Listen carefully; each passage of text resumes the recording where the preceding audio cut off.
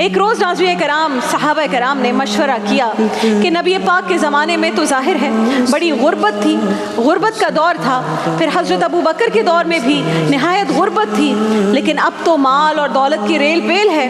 حضرت عمر سے کہنا چاہیے کہ آپ امیر المومنین ہیں، بہت سارے ممالک کے سفیر اور وزیر آپ سے ملنے آتے ہیں اور آپ وہی پرانا اور سادہ لباس پہن کر ان کے سامنے بیٹھ جاتے ہیں، آپ کم از کم غیر ملکی مہمانوں کے سامنے تو نیا لباس پہنا کریں۔ جب یہ بات طے ہو گئی تو سب نے مل کر یہ کہا، اب یہ بات حضرت عمر سے کہے گا کون، یہ جرت کون کرے گا؟ تو ایک صحابی نے مشورہ دیا کہ میرا یہ خیال ہے کہ مولا علی شیر خدا یہ کہہ سکتے ہیں، کیونکہ جس شخص کی عمر کو سب سے زیادہ مروت کرتے دیکھا ہے وہ شیر خدا مولا علی رضی اللہ تعالیٰ عنہ ہیں، ان کی بات وہ نہیں ٹالیں گے۔ حضرت علی شیر خدا کے سامنے صحابہ نے جب یہ بات عرض کی کہ عمر سے کہیں کہ غیر ملکی مہمانوں کے سامنے کچھ نیا لباس پہنا کریں، کچھ نیا لباس زیبتن کیا کریں، وہ آپ کی بات نہیں ٹالیں گے۔ حضرت علی تو خود درویش صفت صحابی تھے، خود بہت سادہ لباس زیبتن کیا کرتے تھے۔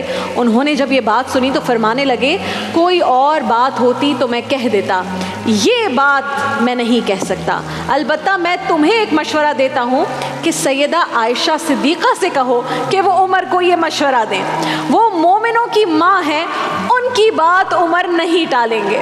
جب صحابہ کرام کی اس جماعت نے ام المومنین سیدہ عائشہ سے، اماں عائشہ سے یہ بات کہی تو آپ مان گئیں اور حضرت عمر کو ملنے کے لیے پیغام بھیجا۔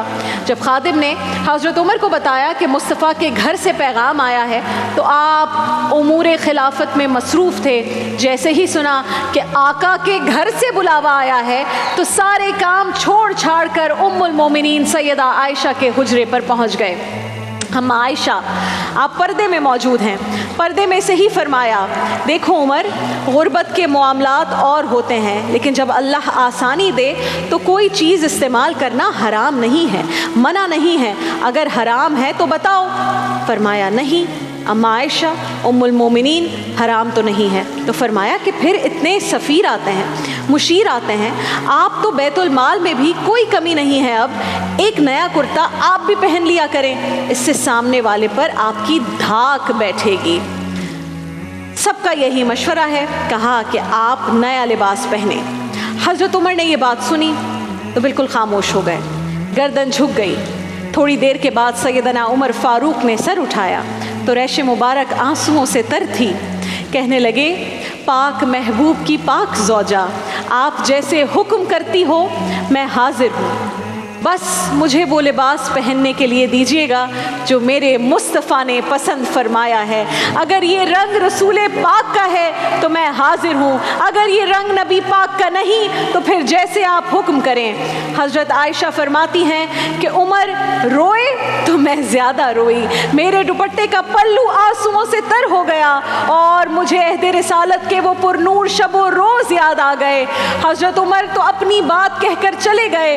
بعد میں صحابہ نے پوچھا، اماں عائشہ کیا فرمایا؟ حضرت عمر نے کیا جواب دیا؟